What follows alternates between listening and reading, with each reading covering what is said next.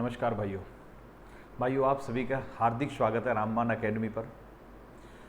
भाइयों, आज हम आपके लिए जो वीडियो ला रहे हैं उसमें हम आपके लिए लेकर आ रहे हैं ज्योग्राफी का टॉपिक पवन यानी विंड्स। तो आज का जो हमारा टॉपिक है वो है भैया पवन यानी विंड्स। अब देखिए, पवन होती क्या है या पवन चलती क्यों है, इन सब के बारे में हम बात करेंगे। किस प्रकार की पवन होती है, आज हम आपको जो टॉपिक में बता रहे हैं पवन क्यों चलती है। फिर ये बताएंगे पवन कितने प्रकार की होती है भैया, कि पवन जो होती है प्रचलित पवनें जिन्हें स्थायी पवन भी बोलते हैं, मौसमी पवनें या स्थायी पवनों के बारे में बात करेंगे, स्थानीय पवनों के बारे में बात करेंगे। ठीक है, इन सब के बारे में हम फेरल के नियम के बारे में बताएंगे, हम कोरियोलिस बल के बारे में भी बताएंगे आपको। तो आज ये टॉपिक में हम कई सारी चीज़ों को जो पवन से जुड़ी हुई चीज़ें हैं उनको कवर करके चल रहे हैं भाई। अब देखिए, जब हम बात करते हैं पवन यानी हवा, नॉर्मल बोल दे कि हवा है, लेकिन थोड़ा सा अंतर होता है ज्योग्राफी के हिसाब से। तो बात करते हैं पवन कैसे होती है। पवन जो चलती है वो हॉरिजॉन्टल चल रही है, यानी क्षैतिज रूप में चलती है। ऐसे जो चलती है वो पवन है, जो ऐसे चल रही है उसको पवन नहीं कहा जाता। ठीक है, उसको हवा कह सकते हैं, लेकिन ऊपर से नीचे ऊर्ध्वाधर यानी वर्टिकली चलने वाले को पवन नहीं कह सकते, उसको हवा बोल सकते हैं। पवन के बोलते हैं जो कि क्षैतिज रूप से यानी हॉरिजॉन्टल रूप से चलती है। अब पवन चलने का जो कारण बनता है वो क्या बनता है कि पवन किधर चलती है। पवन में कारण तो कई है, लेकिन उच्च दाब और निम्न दाब, आपको ये ध्यान रखना है। एक स्थान का दबाव जो है यानी प्रेशर जो है ज्यादा है, एक का लो प्रेशर है। ठीक है, तो हम यहां लिख देते हैं HP हाई प्रेशर और यहां पर लिख देते हैं लो प्रेशर। ठीक है, तो जो पवन चलेगी वो सदा किधर चलेगी, हाई प्रेशर से लो प्रेशर की तरफ चलेगी। हाई प्रेशर से लो प्रेशर की तरफ चलेगी भैया पवन। अब ये जो है आप इसको ये भी समझिए भाई। देखिए, ज्यादातर मतलब सपोज कीजिए हमने क्या करा कि हमारे पास यहां पर मान लिया एक बर्तन टाइप का है, कोई भी सिलेंडर टाइप का है, और क्या करा यहां पर इसमें हवा भरी हुई है। ठीक है, इसमें से क्या करा हमने, इसमें से एक खाली जो है छोटा सा पाइप इधर को भर दिया हमने, इधर को एक पाइप निकाल दिया, और यहां से क्या करते हैं हम, यहां पर कोई भी पंप लगा देते हैं। ऐसा कोई भी चीज लगा देते हैं जो इसको पूरा टाइट कर दे, और इसको जैसे ही दबाएंगे तो यहां से बहुत तेजी से हवा निकलेगी। ठीक है, क्योंकि यहां प्रेशर बढ़ता जा रहा है, यहां पर प्रेशर कम होता जा रहा है, ये समझते। तो हाई प्रेशर से लो प्रेशर की तरफ को हवा चलेगी। ठीक है, अब जैसे इसमें दूसरी चीज ध्यान रखना कि नॉर्मल कंडीशन में छोटे स्तर पर जो है जो तापमान चलता है, कम ताप से ज्यादा ताप की ओर भी हवा चलती है। ठीक है, अब कम ताप से ज्यादा ताप की ओर हवा क्यों चलती है उसका भी कारण सुनिए। सपोज करिए यहां का टेम्परेचर कम है। अब सपोज करिए कि ये जो एरिया है ये, इसमें क्या है, ऑक्सीजन फैली हुई है, इसमें हवा भरी हुई है। तो क्या होगा कि यहां पर ऑक्सीजन फैली हुई है, टेम्परेचर कम है तो ये इतने में है, लेकिन जैसे ही टेम्परेचर बढ़ेगा तो इस ऑक्सीजन का जो एरिया है वो बढ़ जाएगा। बढ़ने से क्या होगा कि जो उसके अणु है वो दूर दूर हो जाएंगे। और दूसरा ये भी होता है कि टेम्परेचर बढ़ने से जो हवा के या गैसों के अणु होते हैं उन ऊंचाई पर हो जाते हैं, तो यहां पर एक ब्लैंक बन जाता है, खाली स्थान सा हो जाता है। अब उस खाली स्थान को भरने के लिए इधर की हवा चलती है। ठीक है, और समझिए, और हम क्या पढ़ते हैं, हम पढ़ते हैं कि अगर सपोज कीजिए बैरोमीटर क्या मापता है, बैरोमीटर क्या मापता है, वायुदाब मापता है। ठीक, बैरोमीटर क्या मापता है, वायुदाब मापता है। हम पढ़ते हैं कि अगर बैरोमीटर का रीडिंग जो है या पाठ्यांक जो अचानक से गिर जाए तो तूफान आने का संकेत होता है। क्यों होता है, सपोज कीजिए हम यहां पर खड़े हुए हैं, यहां इस स्थान पर बैरोमीटर है, और बैरोमीटर की रीडिंग जो है, मान लिया बैरोमीटर की रीडिंग आ रही थी 50।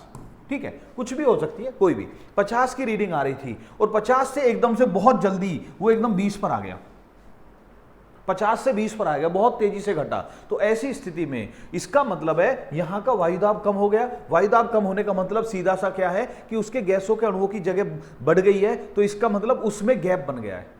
अब जहां पर तो वायुदाब कम हो गया है, यहां पर वायुदाब ज्यादा, तो इधर के वायुदाब से बहुत तेजी से, जितनी तेजी से वायुदाब कम हुआ है उतनी ही तेजी से इधर से हवा आने वाली है, और जब बहुत तेजी से हुआ तो हवा क्या तूफान होगा। ठीक है, तो बैरोमीटर का पाठ्यांक गिरने पर क्या होता है, तूफान आता है। और बैरोमीटर का पाठ्यांक यानी रीडिंग, अगर बैरोमीटर का पाठ्यांक गिरे कम हो जाए तो ये किसका संकेत है? तूफान का संकेत है। और अगर पाठ्यांक जो है उठे उठे यानी कि ऊपर चले तो इसका मतलब है साफ मौसम रहेगा, मौसम में कोई आंधी तूफान का कोई संकेत नहीं है। ठीक है, अभी आप नोट करिए कि जैसा भी हमारे यहां पर दिल्ली के आसपास या दिल्ली एनसीआर में या इंडिया में क्या चल रहा है, गर्मी का मौसम चल रहा है। तो अब जो है मौसम क्या हो रहा है कि कहीं पर एकदम से टेम्परेचर ज्यादा हो जाता है, कहीं पर कम हो जाता है। तो टेम्परेचर में अंतर होने से वायुदाब में अंतर आता है, और वायुदाब में अंतर आने से देख रहे हो कि गर्मी के मौसम में कितनी बार आंधी आती है। ठीक है, तो समझ में आ गया। अभी आपको यह समझ में आ गया तो अब आप बहुत आराम से समझ सकते हैं कि पवन। अब देखिए पवन के प्रकार की बात करते हैं। पवन के प्रकार, पवन को मुख्य रूप से 3 प्रकार में बांटा जाता है। पहली जो पवन होती है उन्हें बोलते हैं हम सनातन पवन,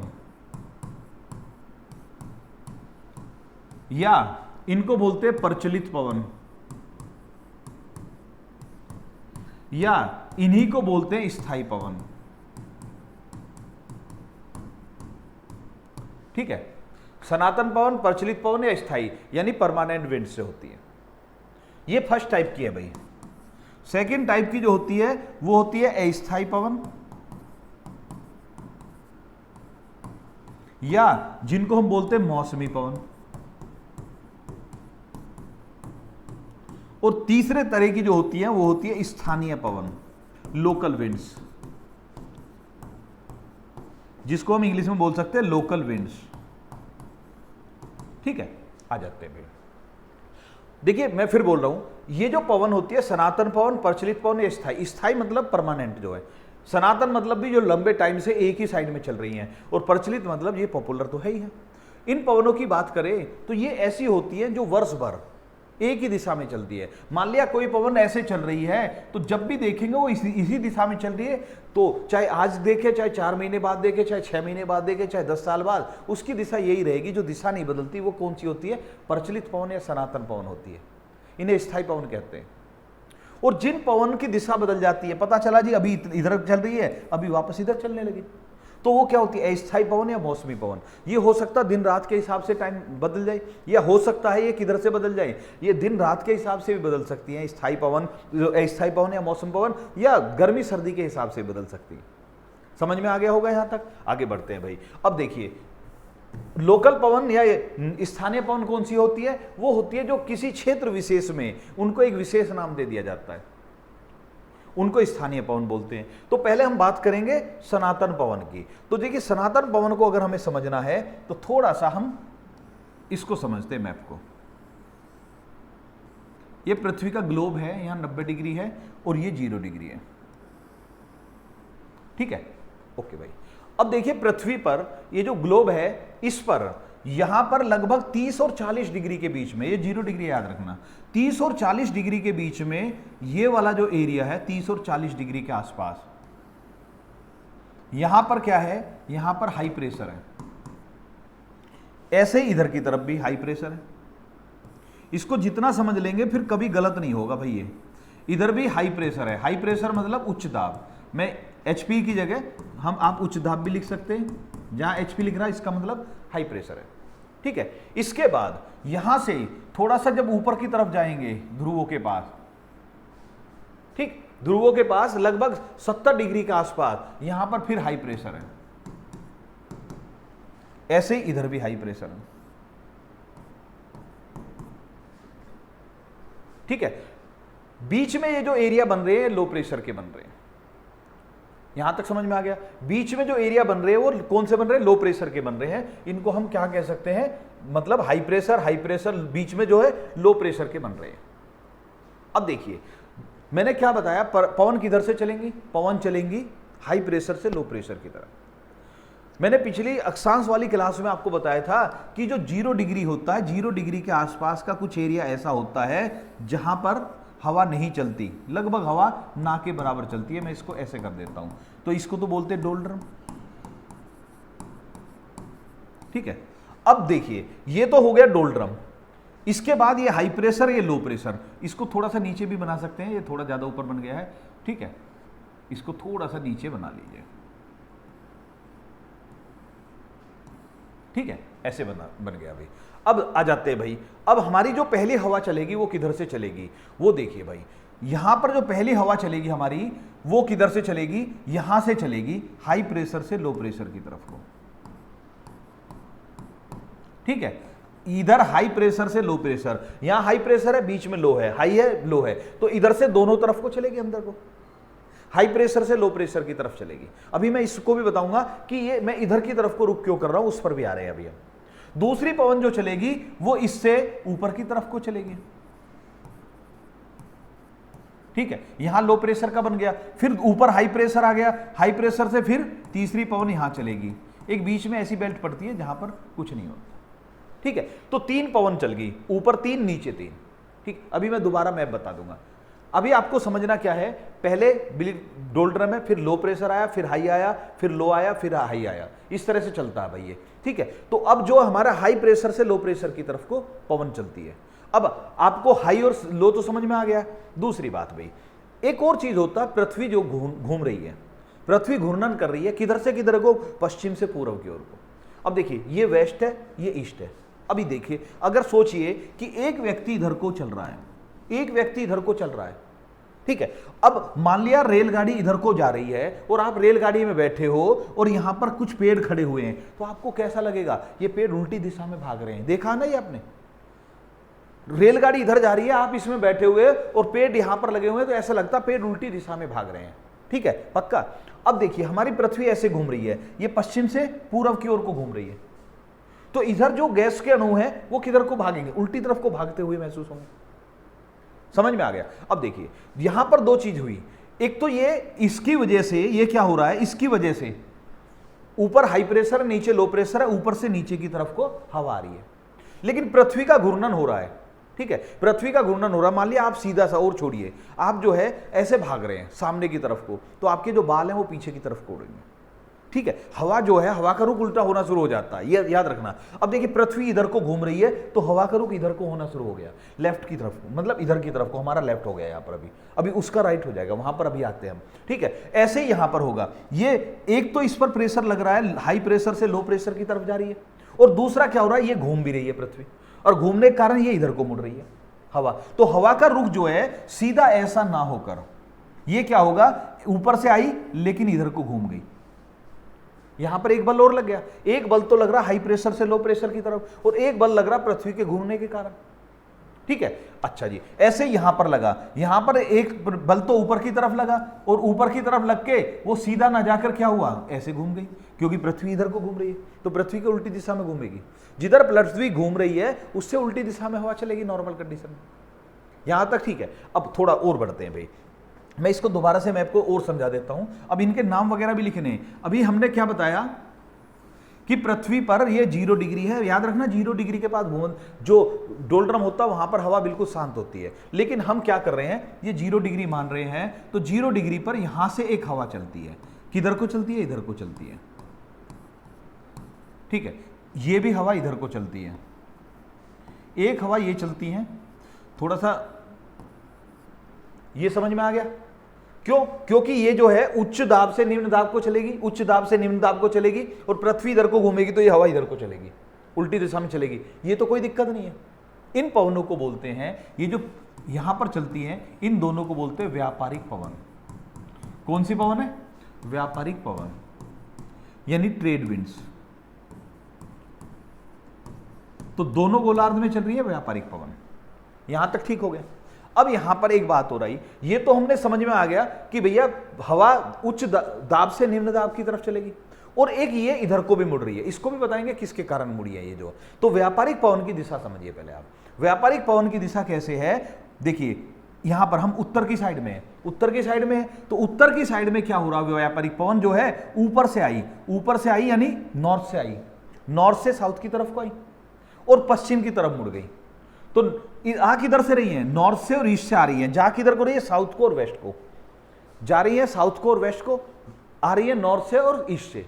तो व्यापारिक पवन की दिशा हमारे उत्तरी गोलार्ध में कौन सी होती है, नॉर्थ ईस्ट होती है, उत्तर पूर्वी दिशा से आती है। इधर वाले साइड में व्यापारिक पवन किधर से आती है, साउथ ईस्ट से, नॉर्थ वेस्ट की तरफ चलती है। नॉर्थ ईस्ट से साउथ वेस्ट की ओर चलती हैं। उम्मीद है समझ में आ गया होगा। ठीक है, तो हम कौन से गोलार्ध में हैं? इंडिया वाले कौन से गोलार्ध में? उत्तरी गोलार्ध में। उत्तरी गोलार्ध में व्यापारिक पवनों की दिशा कौन सी होती है? नॉर्थ ईस्ट से चलती है। दक्षिणी गोलार्ध में साउथ ईस्ट से आती है। याद रहेगा, अभी हम सिर्फ व्यापारिक पवन पर फोकस कर रहे हैं। व्यापारिक पवन उत्तरी गोलार्ध में उत्तर पूर्व से आती हैं, उत्तर पूर्व से आती हैं, याद रखना इनको। ठीक है, दूसरी बात भाई, अब ऐसा भी पूछा जा सकता है, एक तो ये पूछ सकते हैं कि व्यापारिक पवन जो चलती है वो कहां पर चलती है, तो वो कहां से आती है भैया? लगभग 40 डिग्री, 30-40 डिग्री से और 10 डिग्री की तरफ को आती है दोनों गोलार्ध में। ठीक है, उत्तरी गोलार्ध में किधर से आती है? उत्तर पूर्व से आती है, दक्षिण पश्चिम को चलती है। ऐसा भी पूछा जा सकता है कि जो व्यापारिक पवन होती है ये कौन सी पवन होती है? परवा होती है, पछवा होती है? ठीक है, गांव में भी आपने सुना होगा परवा पछवा बोलते हैं। तो याद रखना, जो पूर्व की तरफ से आती हैं तो उन्हें पूर्वा बोलते हैं, पूर्व की ओर से आने वाली को पूर्वा बोलते हैं, और जो पश्चिम की ओर से आती हैं उन्हें पछवा बोलते हैं। तो ये कौन सी तरफ से आ रही है? ये पूर्व की तरफ से आई, ये भी पूर्व की तरफ से आई, तो व्यापारिक पवन पूर्वा पवन है। व्यापारिक पवन कैसी पवन है? पूर्वा पवन है, पछवा पवन नहीं है। याद रहेगा? अच्छा जी, अब ये कहेंगे जी ये पूर्व से आई पश्चिम को जा रही है। आपको देखिए भाई, सपोज करिए आपका एक दोस्त है, ठीक है, आपका दोस्त है और वो आपका दोस्त आया बंगलौर से या कर्नाटक से, कर्नाटक से आया। ठीक है, जब आप कर्नाटक से आएगा तो आप क्या कहेंगे उसके लिए कि भैया ये कहां से आया? ये कर्नाटका का है। जहां से आया वहीं से तो बताते हैं। ये कहां का है? कर्नाटक का है। ठीक है, अच्छा जी, अगर मान लिया एक आपका दोस्त कश्मीर से आया तो आप क्या कहेंगे? ये कौन है? कश्मीरी है। अब आप रह रहे हो उत्तर प्रदेश में, आप रह रहे हो दिल्ली में, आप रह रहे हो मध्य प्रदेश में, आपका दोस्त कश्मीर से आया तो आप क्या कहेंगे? ये कश्मीरी है। तो समझ में आया, जब ये पूर्व से आई है तो क्या है? पूर्वा है। जब ये पश्चिम से आएंगी तो पछुआ है। उम्मीद है समझ में आ गया होगा। ओके, पूर्व से आई तो पूर्वा, पश्चिम से आई तो पछुआ। समझ में आया? अच्छा भाई, तो ये व्यापारिक पवने कैसी पवने? पूर्वा पवने हैं। उत्तरी गोलार्ध में उत्तर पूर्व से, दक्षिणी गोलार्ध में दक्षिण पूर्व से चलती हैं। ठीक है, ये दिशा समझ में आ गई होगी। दूसरा, अब इनको व्यापारिक पवने क्यों कहते हैं? देखिए, पहले टाइम में जब व्यापार जो चलता था तो इतनी टेक्नोलॉजी तो नहीं थी, तो बहुत सारे व्यापारी इन हवाओं के का फायदा बहुत उठाते थे। जो समुद्र में व्यापार कर रहे थे तो व्यापार करने के लिए जहाज में पाल बांधे जाते थे पहले। आजकल तो शिप बड़े एडवांस टाइप के हो गए हैं, तो पहले तो बहुत मतलब इतनी टेक्नोलॉजी नहीं थी ऐसी, तो ऐसी स्थिति में शिप पर पाल बांधे जाते थे, बड़ा सा कपड़ा बांधते थे, और वो कपड़ा ही जो है वो हवा से हेल्प लेता था, जिससे मैन पावर कम लगती थी उसमें। तो अब ये जो व्यापारी होते थे वो इन हवाओं का, क्योंकि ये तो वर्ष भर एक ही दिशा में चलने वाली है, सनातन पवन है, तो व्यापारिक जो होते थे वो इन हवाओं का बहुत फायदा कर उठाते थे, इसलिए इनका नाम व्यापारिक पवन हो गया। पहली समझ में आ गई। तो गोलार्ध में पहली पवनें कौन सी हैं? ये है व्यापारिक पवनें। ठीक है, अब इसके बाद दूसरी पवन, इसके बाद जो दूसरा एरिया चलता है वो इनके अपोजिट में चलता है। एक पवन चलती है ऐसे, अब ठीक है, एक पवन बिल्कुल जस्ट अपोजिट में चलती है, तो इन दोनों पवनों को, ऊपर भी चल रही है नीचे भी चल रही है, इनको क्या बोलते हैं? पछुआ पवन। इनको भी बोलते हैं पछुआ पवन। अब याद रखना कि जो अक्षांश में बताया 40 डिग्री, 50 डिग्री, 60 डिग्री, गरजती 40, प्रचंड 50, चीखती 60, अक्षांश वाली क्लास में हमने बताया था, वो क्या है? वो जो गरजती 40 किस प्रकार की पवन है? पछुआ पवन है, क्योंकि ये पश्चिम से जा रही है भाई, पश्चिम से चल रही है। यहां तक ठीक हो गया। तो पहली हो गई बिल्कुल नजदीकी में व्यापारिक पवन, फिर आ गई पछुआ पवन, यहां तक समझ में आ गया होगा। और तीसरी ओर ले लेते हैं, अब इसके जस्ट अपोजिट कर दीजिए, ये कौन सी है? ध्रुवीय पवन है। तो याद रखना, ध्रुवीय पवन की और व्यापारिक पवन की दिशा एक होती है। ध्रुवीय पवन और व्यापारिक पवन की दिशा एक होती है। ये कौन सी है? ये ध्रुवीय पवनें हैं। तो ध्रुवीय पवनें कैसी होती है? पूर्वा पवनें होती है, ध्रुवीय पवन। और ये कौन सी? ये भी ध्रुवीय पवन। ठीक है, तो समझिए, बिल्कुल बीच में क्या है? व्यापारिक पवन, दोनों गोलार्ध में। पहले व्यापारिक है, फिर पछुआ है, फिर ध्रुवीय है। ऊपर से आइए, ध्रुवीय है, पछुआ है, फिर व्यापारिक है। ठीक है, समझ में आ गया। ध्रुवीय पवन और व्यापारिक पवन की दिशा सेम है, ये वाली पवन ये वाली पवन की दिशा सेम है। पछुआ पवन इनके जस्ट अपोजिट चलेगी। आप देखिए, अगर ध्रुवीय पवन देख रहे तो ऐसे जा रही है, पछुआ पवन जाए तो ऐसे जा रही है, एक दूसरे के आमने सामने अपोजिट में चल रहे हैं। ऐसे ही यहां पर देखिए, हमने बताया पछुआ पवन ऐसे जा रही है, व्यापारिक पवन ऐसे जा रही है। यहां पर नीचे आइए, नीचे भी देखेंगे तो हमारी व्यापारिक पवन इधर को जा रही है और पछुआ पवन इधर को जा रही है, बिल्कुल अपोजिट जा रही है। तो व्यापारिक पवन और पछुआ पवन बिल्कुल एक दूसरे के अपोजिट चल रही है। ध्रुवीय पवन और व्यापारिक पवन एक ही दिशा में चल रही है। ठीक है, तो फिर से समझ लीजिए, ये बहुत है। ये क्या है? सनातन पवने हैं, स्थानीय पवने हैं, सॉरी स्थानीय स्थायी पवने हैं, सनातन, स्थायी या प्रचलित पवन है। 3 प्रकार की पवन याद रखनी है। व्यापारिक पवन कहाँ से चल रही हैं? लगभग 35 डिग्री 40 डिग्री के आसपास से, 35 डिग्री के करीब से चलती हैं। ये 35 डिग्री से 0 डिग्री की तरफ चलती है, लेकिन 5 डिग्री के आसपास तो शांत हवा होती है। तो 35 से और चलेगी कहाँ तक?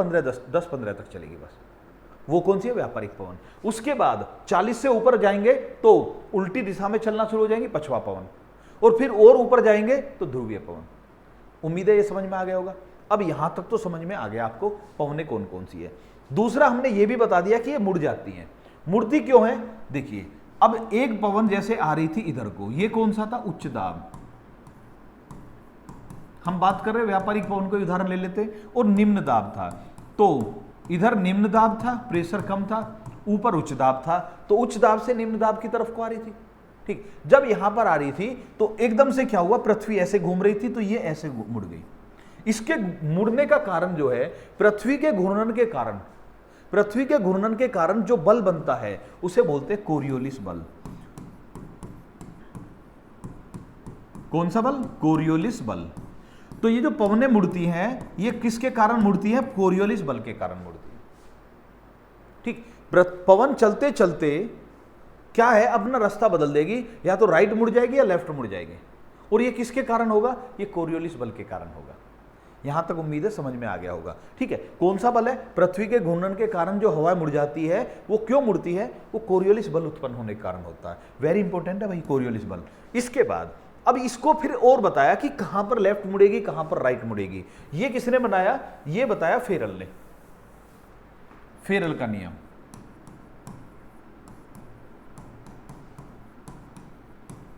फेरल का नियम क्या कहता है? फेरल का नियम कहता है, ये वायु की दिशा से संबंधित है। बहुत पूछा जाता है कि फेरल का नियम किससे संबंधित है? वायु की दिशा से संबंधित है। ठीक है, ये कहता है कि जब हवा चलती है, जब पवन चलती है, तो उत्तरी गोलार्ध में पवन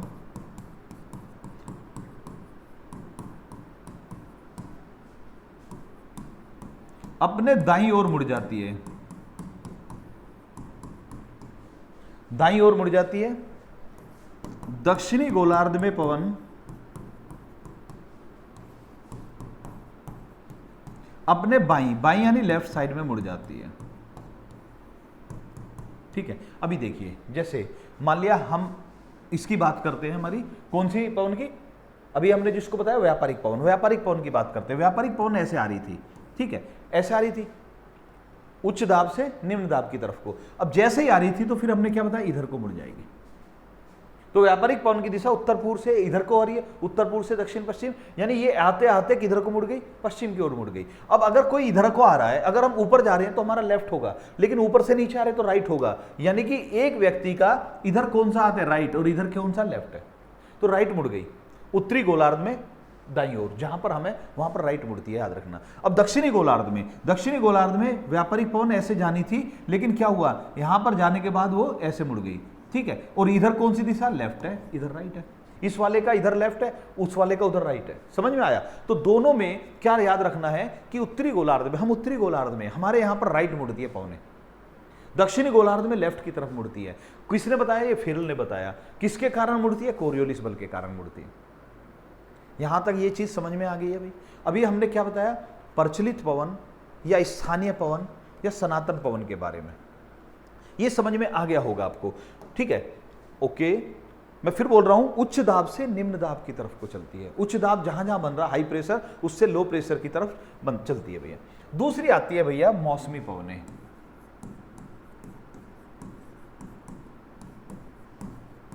मौसमी पवन या अस्थायी,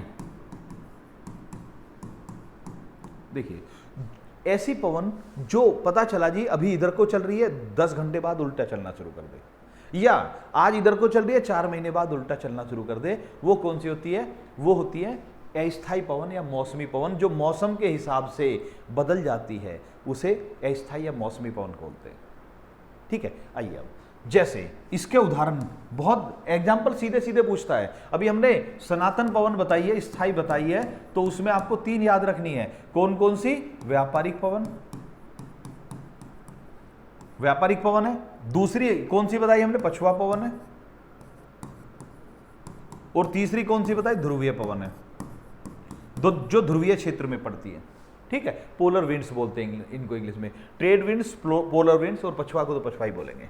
मौसमी पवन या वेस्टर्न विंड्स बोलते हैं उसको। मौसमी पवन या अस्थायी पवन, इनके उदाहरण समझिए। अब इनका उदाहरण जो सबसे अच्छा है वो है मानसून। ठीक है, इनका उदाहरण सबसे अच्छा मानसून। इसके बाद पर्वत समीर, समीर भी तो पवन ही होती है, और घाटी समीर।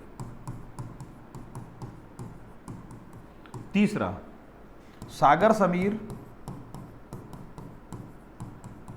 और स्थल समीर।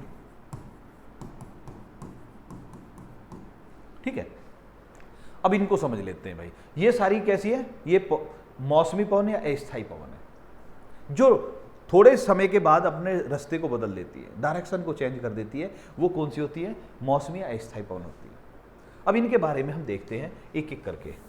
पहले हम बात करते हैं सागर समीर और स्थल समीर की, फिर घाटी समीर की बात करेंगे, फिर मानसून की बाद में, सबसे बाद में करेंगे। तो पहले सागर और स्थल की बात करते हैं।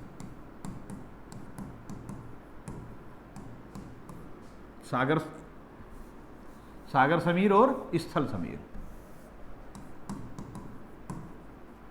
अब देखिए, मान लिया कोई शहर है, यहां पर कोई शहर है इधर, और इधर समुद्र है, इधर समुद्र है और इधर भूमि है। ठीक है, अब होगा क्या? देखिए ध्यान से सुनिए भाई। अब समुद्र जो है, समुद्र बहुत लंबा चौड़ा एरिया है। समुद्र का पानी का टेम्परेचर जल्दी से घटता बढ़ता नहीं है, लगभग फिक्स रहता है। अब मान लिया दिन हुआ, तो दिन में क्या होगा? दिन में मान लिया समुद्र का टेम्परेचर है 15 डिग्री सेंटीग्रेड। ठीक है, और समुद्र आसपास की भूमि के क्षेत्र तापमान को भी प्रभावित करता है। मैंने आपको अक्षांश वाले में बताया था कि किसी भी स्थान की जलवायु 3 चीजों से प्रभावित होती है। भूमध्य रेखा से कितना दूर है, पहले तो इस चीज का प्रभाव पड़ेगा। समुद्र तट से कितना दूर है, इसका प्रभाव पड़ेगा। और समुद्र तल यानी डेटम रेखा से कितनी ऊंचाई पर, इसका प्रभाव पड़ेगा। ठीक है, तो इनमें से अभी हम बात कर रहे हैं, समुद्र से भूमि का टेम्परेचर भी प्रभावित होता है, लेकिन अभी हम इसको थोड़ा इग्नोर करके मानते हैं। तो 15 डिग्री सेंटीग्रेड समुद्र का टेम्परेचर मान लिया, और धूप पड़ रही है, गर्मी का दिन हो रहा है, मान लिया दिन का टेम्परेचर है, तो दिन में पता चला जी भूमि का टेम्परेचर हो गया 27 डिग्री सेंटीग्रेड। ठीक है, इधर ठंड, इधर गर्मी।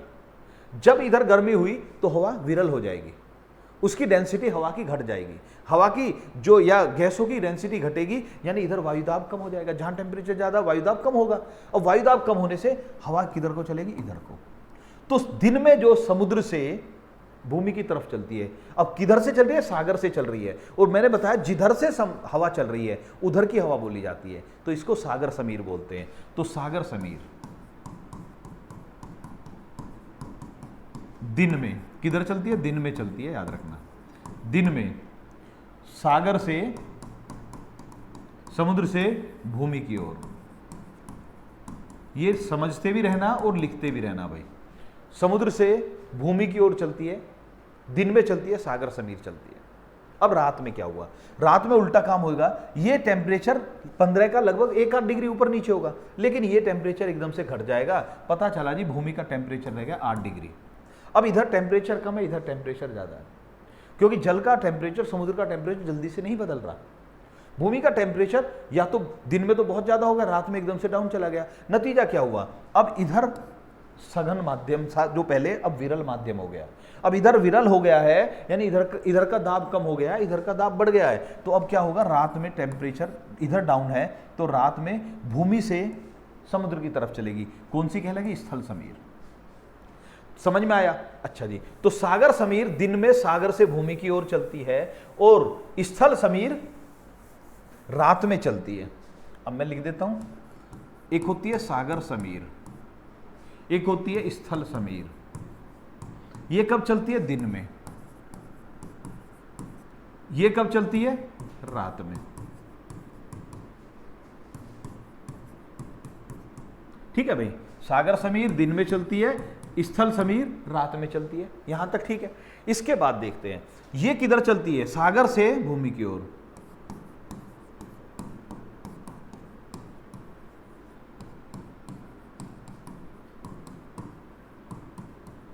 और ये किधर चलती है? भूमि से समुद्र की ओर।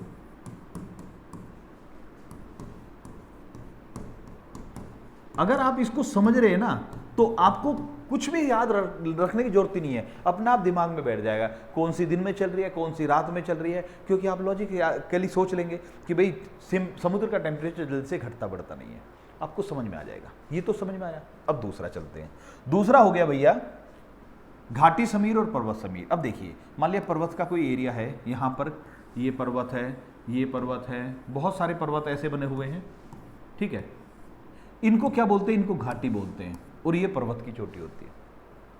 अब होता क्या है, देखिए, एक सोच कर देखिए कि अगर धूप पड़ी तो धूप पड़ेगी तो इधर का टेम्परेचर क्या होगा? घट जाएगा, चोटी का टेम्परेचर जल्दी घटेगा। यहां तो धूप तो गहराई में तो घाटी में तो बहुत कम पहुंचती है ना, सब मतलब पर्वत के ऊपर की चोटी पर क्या होता है? पर्वत के ऊपर की चोटी पर धूप जल्दी पहुंचती है, ज्यादा समय तक रहती है, घाटी में कम पहुंचती है, तो इधर का टेम्परेचर बढ़ जाएगा, टेम्परेचर ज्यादा।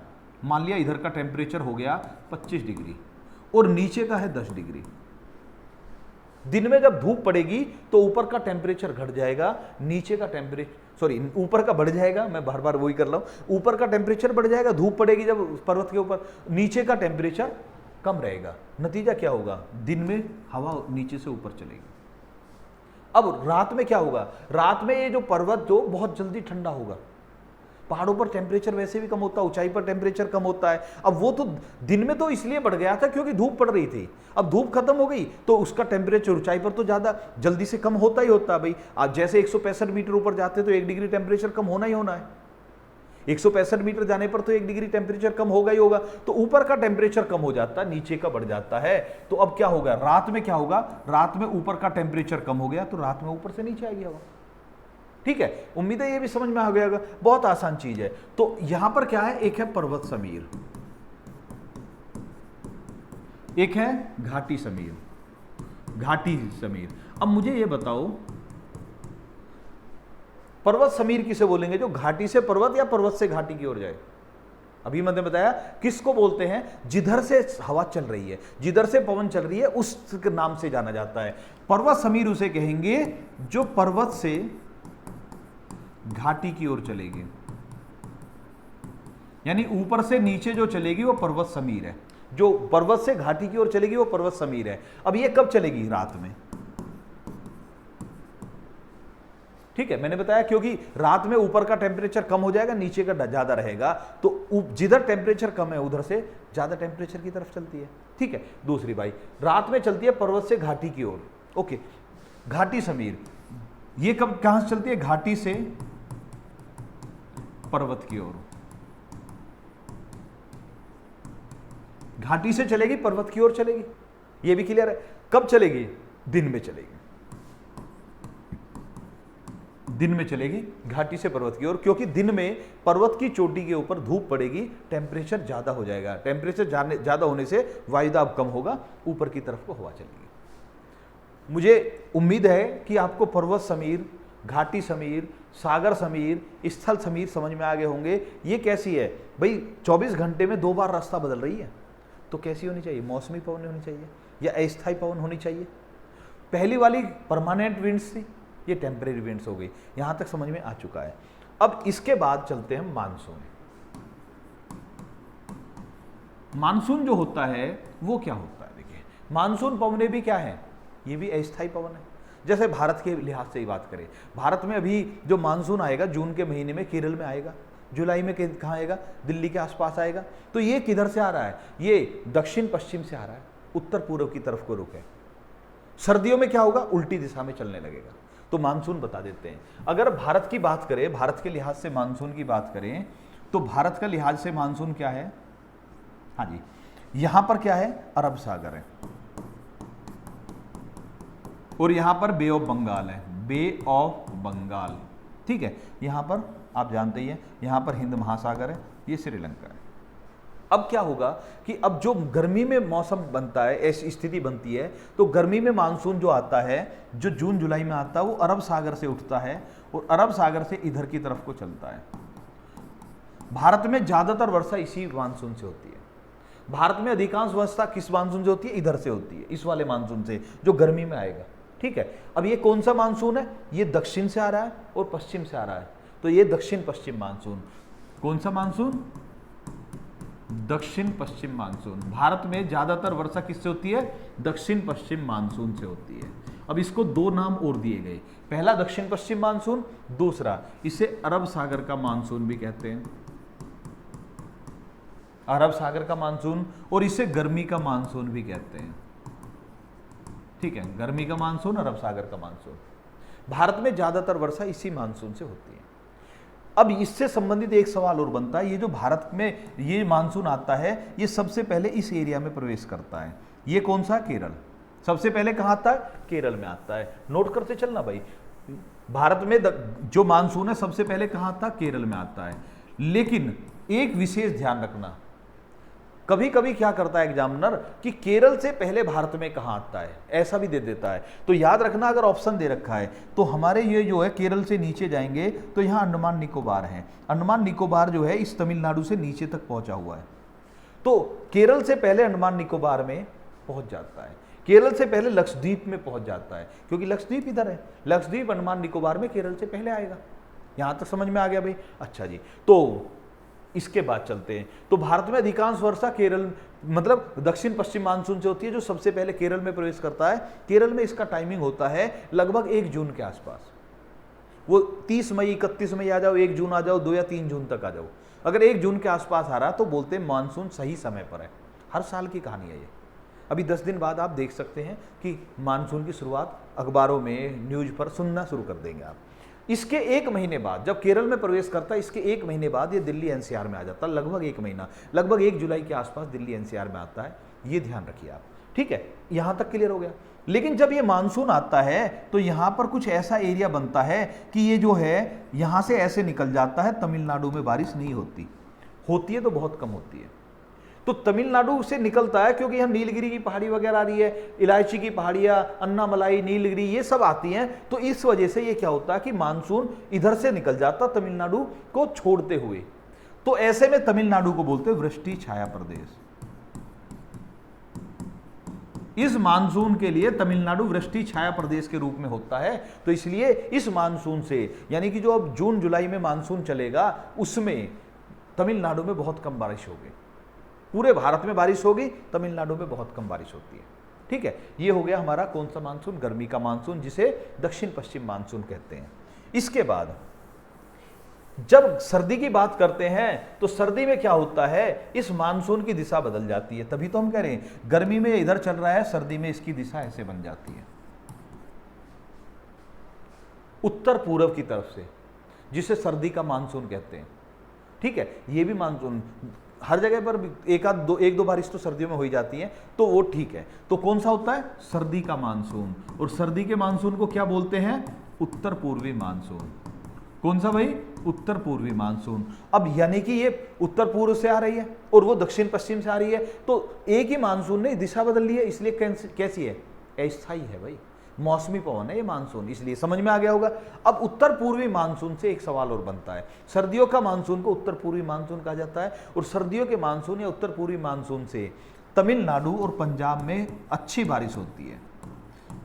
तमिलनाडु और पंजाब, पंजाब में भी काफी अच्छी बारिश होती है इस मानसून से, ठीक है। जब तमिलनाडु में आता है तो ये बंगाल की श्रेणी वाला आ जाता है, और यहां पर जब आता है तो ये मानसरोवर झील का जो एरिया है, मानसरोवर झील की तरफ से जो उठकर आता है मानसून, वो पंजाब में बारिश कर देता है, ठीक है। तो समझ में आ गया, उत्तर पूर्वी मानसून से तमिलनाडु और पंजाब में बारिश होती है। उम्मीद है यहां तक आपको समझ में आ गया होगा। देखें कितना टाइम हो चुका है, ओके भाई। ठीक, अब हमने कौन कौन सी बताई? हमने अभी तक बताई पहली सनातन पवन यानी प्रचलित पवन, और दूसरी अस्थायी यानी मौसमी पवन। दोनों में अंतर क्या बताया हमने? ये वर्ष भर एक ही दिशा में चलती है, ये रास्ता बदलती रहती है, मौसम के हिसाब से, दिन के हिसाब से, समय के हिसाब से जो रास्ता बदलते हैं वो मौसमी पवन है। इसमें हमने कौन सी बताई? व्यापारिक पवन, पहले बिल्कुल भूमध्य रेखा से के आसपास, मतलब थोड़ा सा अंतर होता मैं वो बता चुका हूं मैं। व्यापारिक पवन के बाद पछुआ पवन, उसके बाद ध्रुवीय पवन, 3 पवन इसमें याद रखिए। मौसमी पवन में हमने कौन सी बताई? मौसमी पवन में हमने बताई घाटी समीर, पर्वत समीर, सागर समीर, स्थल समीर और मानसून बताई। अब एक और सोच कर देखिए आप थोड़ा सा, एक पढ़ते हैं हम जेट स्ट्रीम। अब ये जेट स्ट्रीम जो है ये इनमें से कहीं है क्या? हाँ जी, ये भी इसमें से ही है। ये जेट स्ट्रीम भी सनातन पवन है। ये जेट स्ट्रीम कहाँ चलती है? हमारा वायुमंडल का जो पहला भाग है क्षोभ मंडल, क्षोभ मंडल की ऊपरी सीमा में एक पछुआ पवन चलती है। अब जब पछुआई पवन लिख दिया उसने तो इसका मतलब वो फिक्स है, एक ही दिशा में चल रही है। तो पछुआ पवन जो चलती है क्षोभ मंडल की ऊपरी सीमा में उसे जेट स्ट्रीम बोलते हैं। तो जेट स्ट्रीम कैसी है? पछुआ पवन है। कहाँ चलती है? क्षोभ मंडल की ऊपरी सीमा में चलती है। तो जब एक ही दिशा में चलती है तो ये सनातन पवन है। कहाँ चलती है? क्षोभ मंडल, ट्रोपोस्फीयर।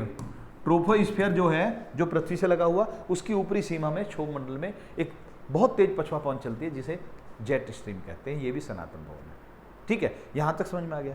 अब इसके बाद आ जाती है हमारी स्थानीय पवन। अब स्थानीय पवन का अलग से ही बनाना पड़ेगा। स्थानीय पवन का मतलब जो अलग अलग स्थानों पर, जैसे हर्मिटन, जैसे मिस्ट्रल, जैसे चिनूक, जैसे बोरा, जैसे क्या बोलते फॉन, सिरोको, गिबली, खमसिन, ये सब हवाएं जो हैं ये अलग अलग लोकल स्थानों पर, जैसे इंडिया में लू अभी चल रहे हैं आजकल। क्या कौन सी हवा चल रही है? गर्म हवा जो चल रही है वो लू बोलते हैं इंडिया पाकिस्तान में। तो ऐसी जो पवनें हैं जो एक लोकल क्षेत्र में चल रही हैं, 1 या 2 देशों में, और उनको उन्हीं के हिसाब से नाम से जाना जाता है, उन्हें स्थानीय पवन कहते हैं। अब इनमें भी 2 तरह की होती हैं, ठंडी पवनें भी होती है, गर्म पवन भी होती हैं। कौन सी पवन किस लिए प्रसिद्ध है? तो स्थानीय पवन का हम अलग से लेकर चलेंगे, क्योंकि अभी हमको ये पवन का मेन समझना था। उम्मीद है ये आपको पसंद आया होगा, उम्मीद है पसंद से ज़्यादा समझ में आया होगा आपको। देखिए, हर चीज़ मैं ये नहीं कहता कि भाई जो हम पढ़ा रहे हैं वो आपको अच्छी लगे, मुझे अच्छे बुरे से कोई मतलब नहीं, आपकी समझ में आना चाहिए। अगर आपको समझ में आया तो वो आपके लिए फ़ायदेमंद है। मेरा पढ़ाने का तरीका आपको अच्छा लगा, मेरा बात करने का तरीका आपको अच्छा लगा, समझ में कुछ नहीं आया तो फ़ायदा नहीं है भाई। फ़ायदामंद तब है जबकि हमारा पढ़ाने का तरीका आपको समझ में आए, जिससे वो जो चीज़ हमने समझाई है वो आपके दिमाग में लंबे टाइम तक फीड हो जाए। ठीक है, और उम्मीद करता हूँ मैं कि जो मैंने प्रयत्न किया है वो आपके दिमाग में सेट हो गया होगा। कमेंट करके बताइए भैया वीडियो कैसी लगी। अगली क्लास में आपसे फिर मुलाकात होगी। नमस्कार भाइयों, जय हिंद, वंदे मातरम।